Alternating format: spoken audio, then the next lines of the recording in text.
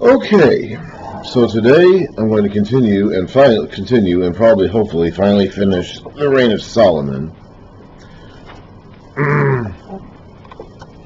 Whenever I do get done with the reign of Solomon, we are going to take a detour from our current track to the narrative. You know what? This is a little bit close. A little close. There. And oh boy, I have cats. I thought the cats were firmly asleep, which is why I didn't shut them in the room, because I thought they were going to stay back there on their own. And as it turns out, I was wrong. So we'll see. We'll see how much of a nuisance this one becomes.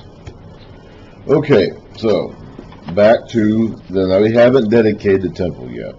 We've talked about the temple. We've explained its size and dimensions and shape and all that, and its furnishings. But we have not yet dedicated it, and that's got to be next. Let's go now to 1 Kings, the beginning of chapter 8. Then, so this is after they got everything ready and got all the stuff made and done and all that. Then King Solomon summoned into his presence at Jerusalem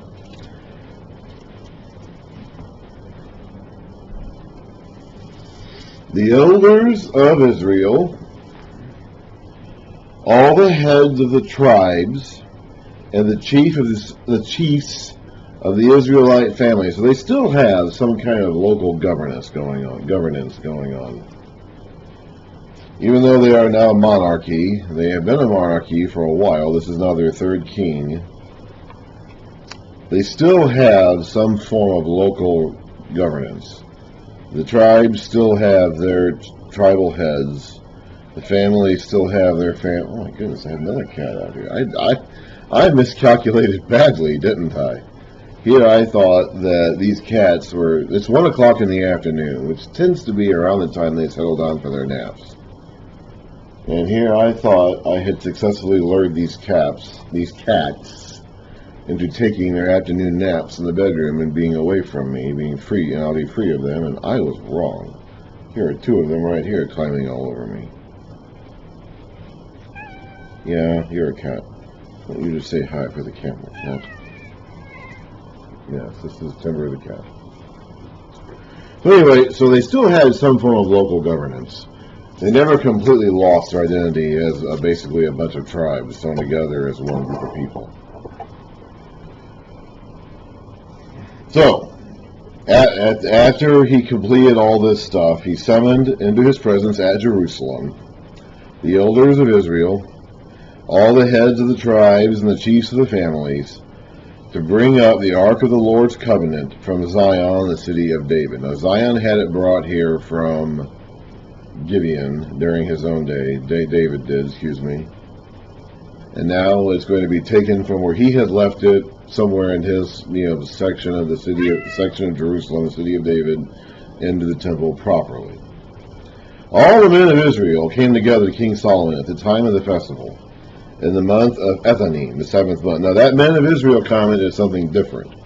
We've already read about the leaders. This is now all the men.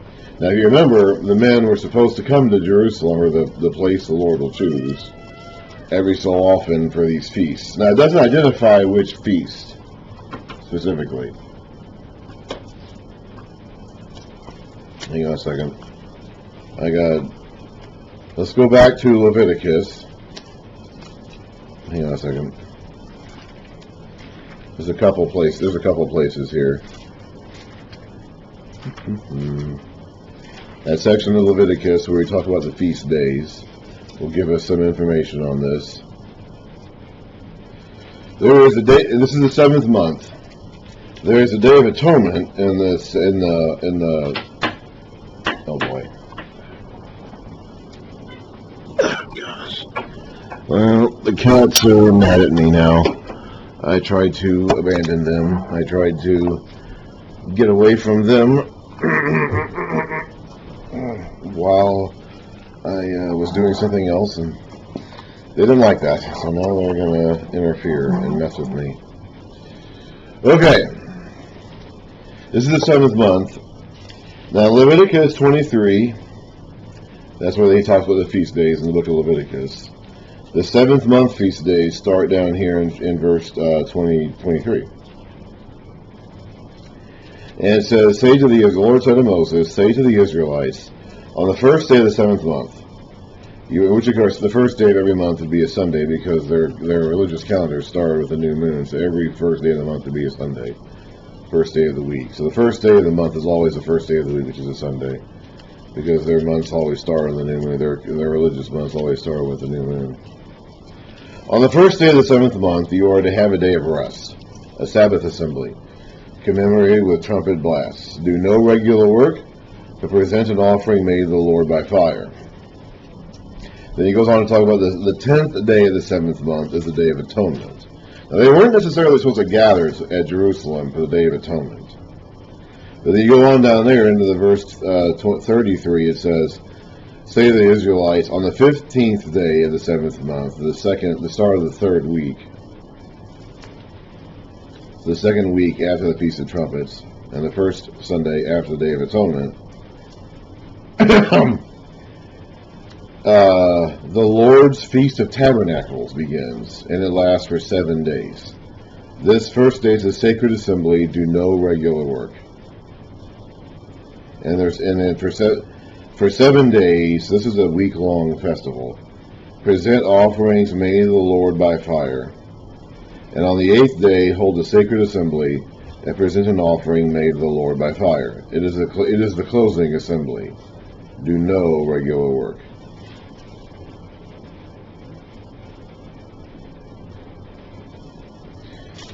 And all the men of Israel were supposed to go to these, well, not all of them, but they're supposed to go to the Feast of Tabernacles or the Feast of Booths. Oh boy, oh boy, oh boy, oh boy. Oh my goodness, oh my, oh my, oh my, oh my. All the things I have to put up with because I have cats.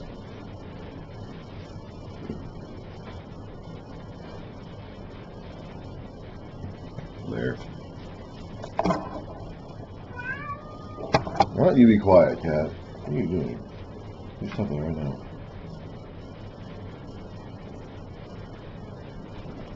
Yeah. You just stay right there. You just stay right there, cat. No, you stop doing that. Ugh.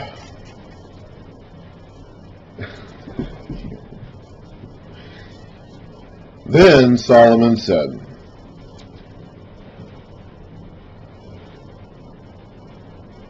the Lord has said that he would dwell in a dark cloud.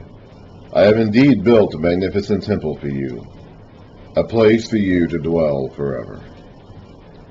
While the whole assembly of Israel was standing there, the king turned around and blessed them. Then he said, we'll read the words of his statement next time, but let's go back and read the 2nd Chronicles account of this.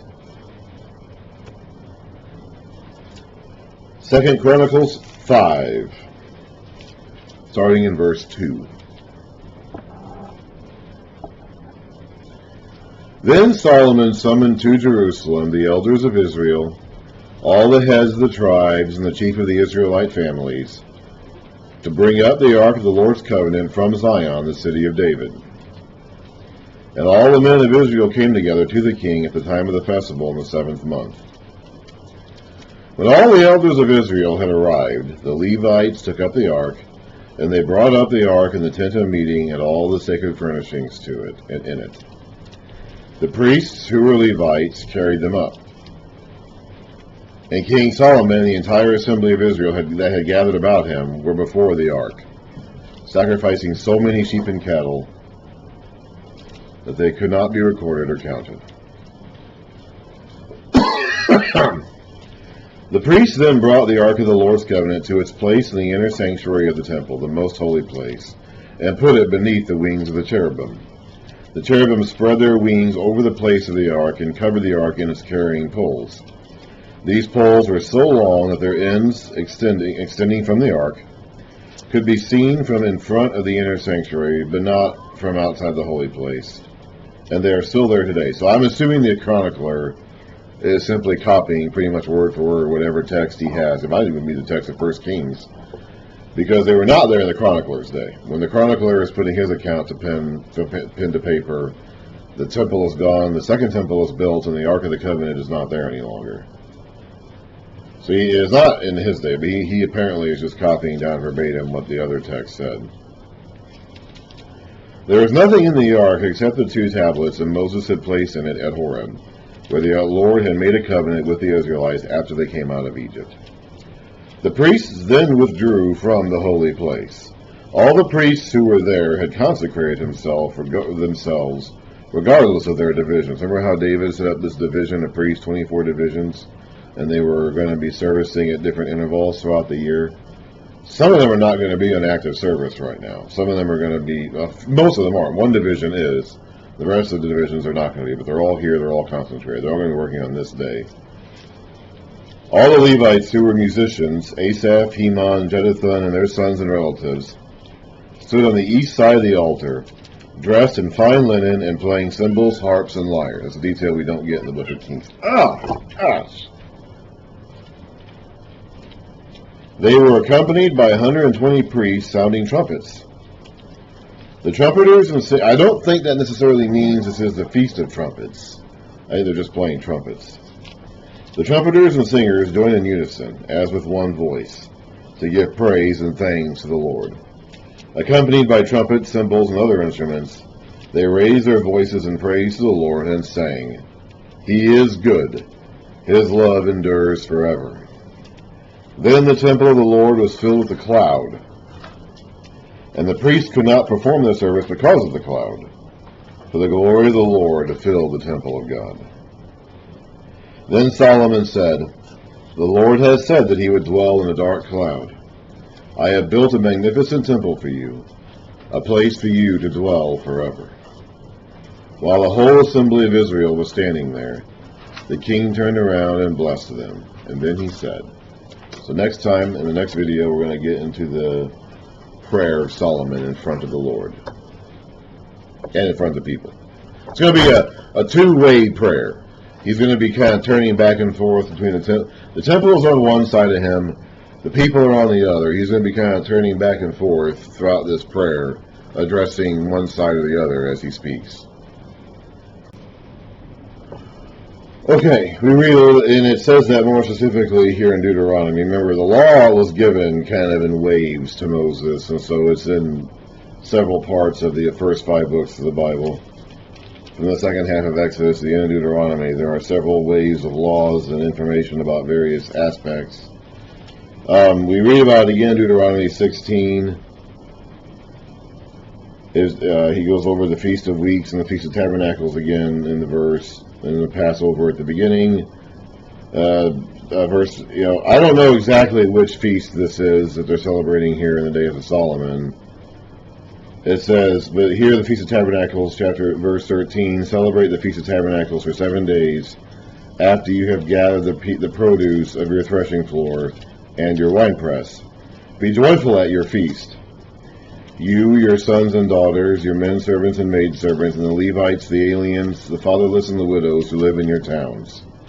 For 7 days celebrate the feast of the Lord your God at the place your Lord will choose. That'll end up, of course, being Jerusalem. Now, before that, he had the tabernacle set up in different places. It was in Shiloh, then it was in Gibeon. But here it's in Jerusalem, and it's never going to be anywhere but Jerusalem again. For the Lord your God will bless you in all your harvest and all the work of your hands, and your joy will be complete. 3 times a year, this is verse 16. 3 times a year, all your men must appear before the Lord your God, at the place he will choose, at the Feast of Unleavened Bread, that's the Passover, the Feast of Weeks, that's Pentecost, basically, and the Feast of Tabernacles. That's the one that we're talking about here in the 7th month. No man should approach before the Lord, but appear before the Lord empty-handed. Each of you must bring a gift in proportion to the way the Lord your God has blessed you. So that's what they're here for. So they're not all, it's going to be an overlapping ceremony. They're not all just here for the dedication. When it says here in 1 Kings 8 verse 2, all the men of Israel came together at the time of the festival in the month of Ethanim, the 7th month. It's referring to the Feast of Tabernacles, which is something that all the men of Israel were required to attend. Now, in that verse we just read, Deuteronomy 16, it did talk about daughters and maidservants celebrating too. It could be a reference to them being in the towns. They may have gone as well. Some of them, I'm not sure if they were forbidden from going. I can't get the sense.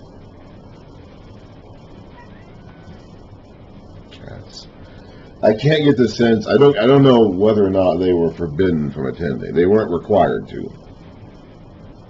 I don't know whether or not they were forbidden from attending. They were supposed to celebrate in some way. Maybe still back in their towns. I don't know. At any rate, all the men are here. And the chiefs and the leaders and the tribal family heads, family clan heads are here.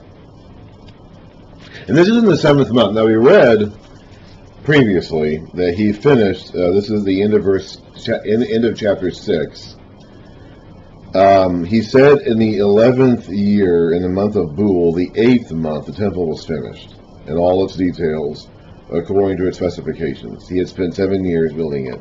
I don't know what's going on here. Okay, I have tried to look at, one of the reasons why it's been a few days since I've done a series of videos is I was trying to look up some people's explanation for this, but they finished the temple in a year, the 11th year of Solomon, in the 8th month, and they dedicate it in the 7th month. I'm not sure if that's the following year, and the thing sat empty and unused for 11 months, or if it's the 7th month of the dedication of the, and they finished it in the 8th month. They finished it like a month later. I don't know. I just don't know. I don't quite understand why they, if they finished it in the 8th month of 1 year, I don't quite understand why they waited until the 11th month of the following year to dedicate it. I don't know. I don't know why they did that. Maybe it took that extra length of time to finish all the stuff that went in the temple. Maybe the building itself was completed, and then they needed some time to finish the rest of the stuff. We had in chapter 7 about all the various things that they used. Maybe. I just don't know. Okay, the text doesn't indicate. The text is not clear on that. Anyway, when all the elders of Israel had arrived, the priests took up the ark, and they brought out the ark of the Lord, and the tent of meeting, and all the sacred furnishings in it. The tent of meeting is not going to be used anymore. The tabernacle's function is finished. The priests and Levites, it's being replaced. It's being decommissioned. It's being replaced by the temple, and they will never use the tabernacle again.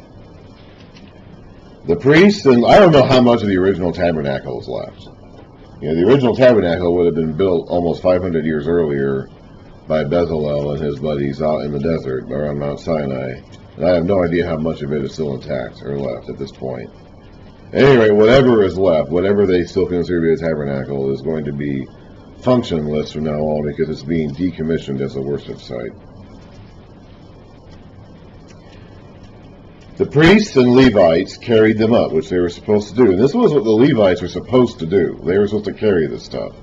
They're not going to need to carry it anymore because it's not going to be moving around any longer. That's why David has given them other roles, such as guardsmen and gatekeepers and treasurers and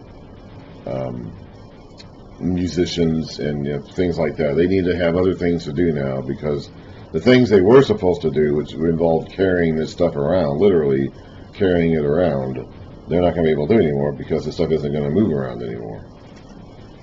So anyway, the priests and Levites carried them up, and King Solomon and the entire assembly of Israel that had gathered about him were before the ark, sacrificing so many sheep and cattle that they could not be recorded or counted. These men were supposed to bring stuff. If they're coming here for their Feast of Tabernacles, like they're not supposed to come empty-handed. They're supposed to bring stuff. So they have lots of things being offered here. The priests then brought the Ark of the Lord's Covenant to its place in the inner sanctuary of the temple, the most holy place. That's the inner room at the back of the temple, the west end of the temple, and put it beneath the wings of the cherubim.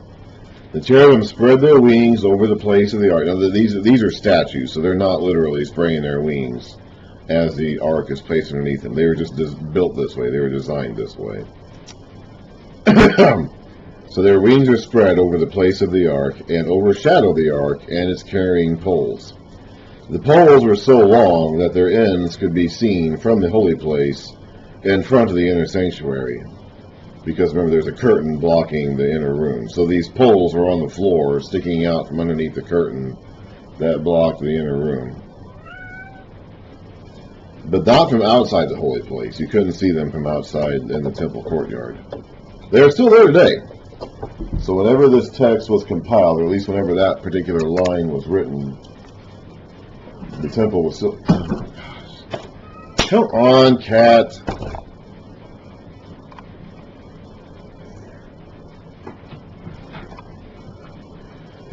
Cats.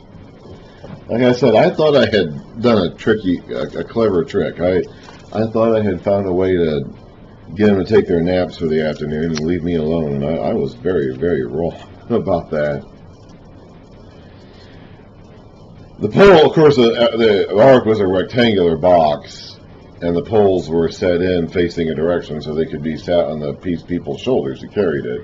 So this thing has been set between... Be quiet, please. These things have been set between...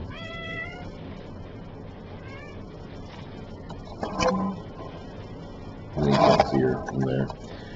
The statues facing out, facing east, facing the entrance of the temple. And whenever this line was written, the temple was still standing, the Ark of the Covenant was still there. Obviously it isn't. It hasn't been for a long time. Well, whoever wrote this sentence, whenever that sentence was written, it was still true in that day. There was nothing in the Ark except the 2 stone tablets that Moses had placed in it at Horeb, where the Lord had made a covenant with the Israelites after they came out of Egypt.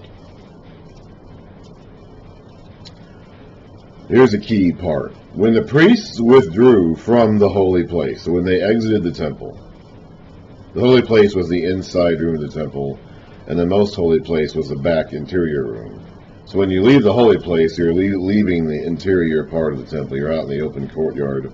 So there's no one in the building any longer. They've withdrawn from the building itself. So when the priests who put the ark down walked outside the temple, the cloud filled the temple of the Lord.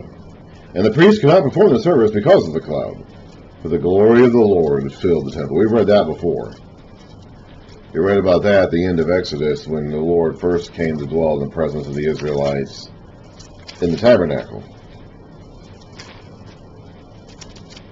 So at the end of Exodus, chapter 40, let's just start in verse 33 here. It says, Moses set up the courtyard around the tabernacle and altar, and put up the curtain at the entrance of the courtyard. And so Moses finished the work. So Bezalel and his buddies built all this stuff. Then Moses kind of put it all together into a structure. And so that's what chapter 40 is about in Exodus. And he finishes that. Then, in the next verse, the cloud covered the tent of meeting, and the glory of the Lord filled the tabernacle. Moses could not enter the tent of meeting, because the cloud had settled upon it, and the glory of the Lord filled the tabernacle. So the Lord has come visibly, demonstrably, in the form of a cloud to be with his people. He's doing it again here at the temple. He has accepted this temple as a place for his name to dwell.